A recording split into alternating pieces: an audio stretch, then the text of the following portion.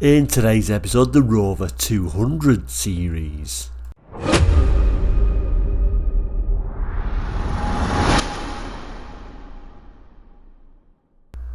Hello and welcome back to Quartzlight, your car brochure channel, where we look at car brochures from around the world for the 1960s, 70s, 80s and 90s. So if you think that sort of geekery will interest you, then please do consider subscribing. It is all completely free and we have some very knowledgeable people in the comments you'll appreciate. Anyway, so today's episode we've been looking at a full range brochure for Rover to the 200. So let's move straight to the board and get on with it. So starting with the brochure itself, quite simply saying Rover, today's cars, July to October 1993. Last week we looked at the booted version, the 400. Quick note, the quality wasn't the best on that video. We just moved, lighting wasn't right, so all I can really do is apologise for that and move on really.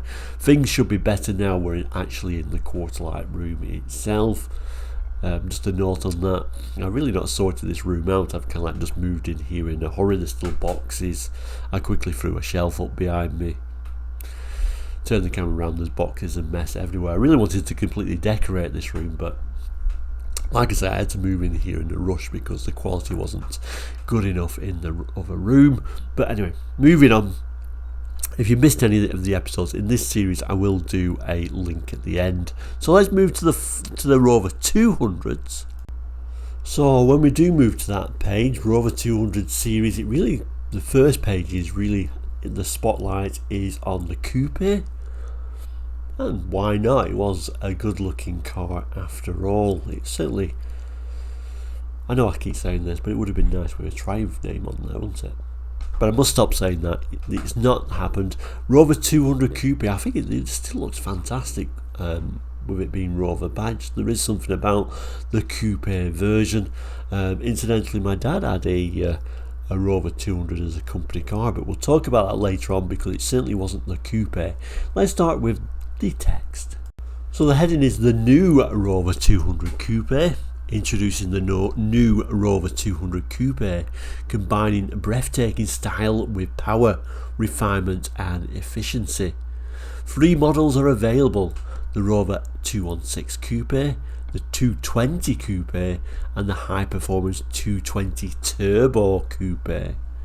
Created for the true sports enthusiast, the Turbo Coupe is powered by a specially developed 200 PS turbocharged version of the T-Series engine, delivering 0 to 60 miles per hour acceleration of only 6.2 seconds and a top speed of 150. So even today that's pretty lively performance, isn't it? And certainly back then that was a quick car for what it was, at least.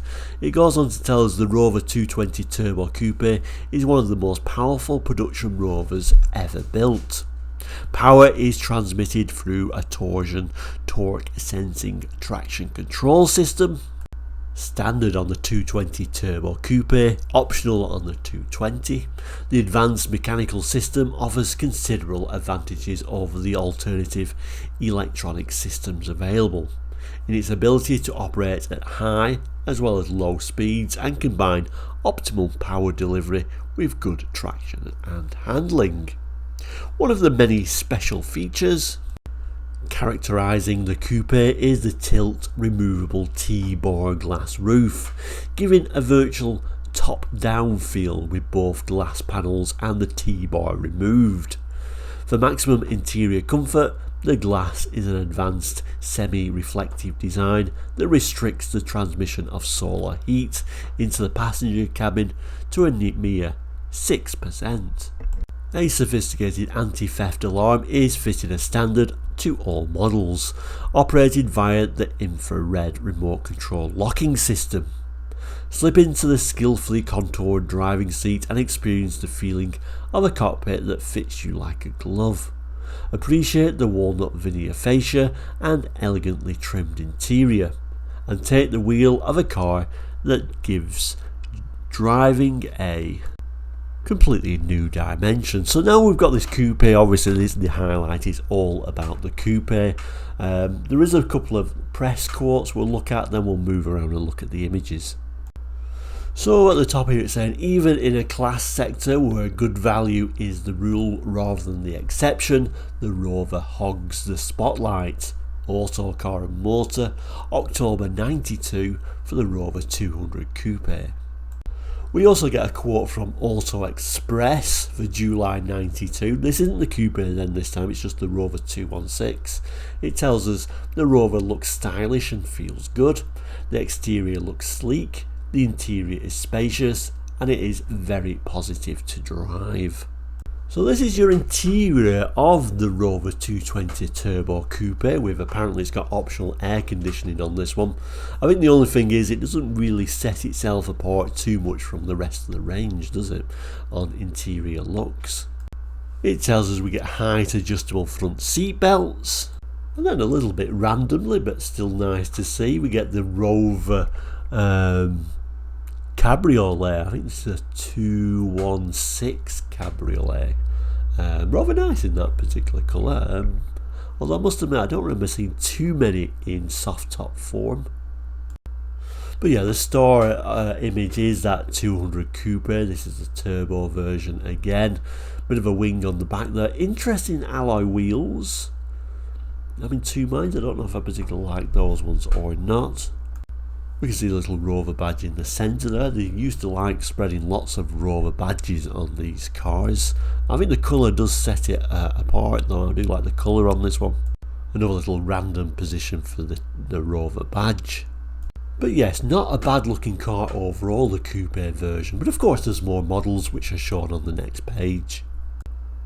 So the next page, the Rover 200 series, like I said, more different versions featured on this page. So let's read the text, see what it's going to tell us. So it begins by telling us about other alternative models. So strengthening its appeal to sporting drivers, the latest Rover 200 series brings you the exhilarating new Rover 220 GTI Turbo, powered by Rover's advanced 200 PS T-Series turbo engine, optimizing power delivery and road holding. Torsion torque sensing traction control is standard. The stablemate to the new Rover 220 GTI Turbo is the new 220 GTI, fitted with the normally aspirated 136 PS version of the T-Series engine. For open-top motoring, like we just saw, with style and sophistication, apparently, the Rover 200 Cabriolet has received widespread praise. Both the 214 and 216 Cabriolet are highly appointed, whilst their smooth, eager engines deliver a sparkling acceleration. With the Queen's Award for Technology, or Technological Achievement I should say, adding to its long list of credits, the 1.4K series engine now gives livelier performance through the fitment of full multi-point electronic fuel injection. To protect your Rover 200 more effectively, an anti-theft alarm with engine immobiliser is now fitted as standard to every model. The in-car entertainment system is now Rover branded, making it obviously suspicious if found in any other make of car, whilst locking wheel nuts help to protect alloy wheels were fitted, and obviously every model didn't get alloy wheels of course. So the first quote up is from a publication called Car and Car Conversions, which is an unusual one to show in a new car brochure, but January 1993 is the year for the Rover 200 Coupe, so we're back with the Coupe again. You'd think this quote would be on the other page, but never mind. Rover has come up with the business, a well-equipped, good value supercar, fast, sleek coupe with a build quality, good handling, good traction, good brakes, and a reasonable amount of interior room. And then there's this one from the Chesterfield Advertiser. That's an unusual one to use. July 92 for the Rover 200. In the Rover 200 series, you'll discover a range of cars created for drivers who value engineering excellence, giving you the power, refinement and luxury of the Rover marque. I always remember when my dad was picking which car to buy next, or not buy, to have for his company car next. I always remember the quotes in one of the publications, I can't remember what it is now. It was comparing it to the Ford Escort, and it said something like, why buy an Escort when you can have a Rover? I don't know why that's always stuck in my head. Anyway, let's move to the images. So it starts with the most basic one actually. This is your bargain basement model, the 214i. Now my dad had what I thought was the bargain basement one, the 214SI, but apparently this is one model lower, although it does remind me of it. The same sort of wheel trims on his, red inserts as well. He could pick a colour, so he chose black, and actually it didn't look too bad in black. In fact, I remember when he picked it up within a week, there's some school kids looking at it and admiring it, which I always thought was a little bit weird, but I guess with the red inserts and black, I guess it looked a bit more sporty than it actually was. Quick word on how my dad got on with it. It was his company car. He actually went down. He had a Sierra 1.8L before it for 2 years. Then he picked this one because it was cheaper tax or whatever the reason was. I'm not 100% sure. I think it was just a cheaper tax segment. He didn't have to pay any extra for this one. And I had it for a long time. He had it for 5 years. I think you could save even more money tax-wise by having it as an older car for longer. I can't remember the full story, to be honest with you, but 5 years, so it was a good test of this car. The only thing I can remember what the main issue was, from brand new, it did leak from every single seal on the car, so it poured down, or you was washing the car, water would pour into it. Now we always used to joke, oh, it obviously would have been a Friday afternoon car.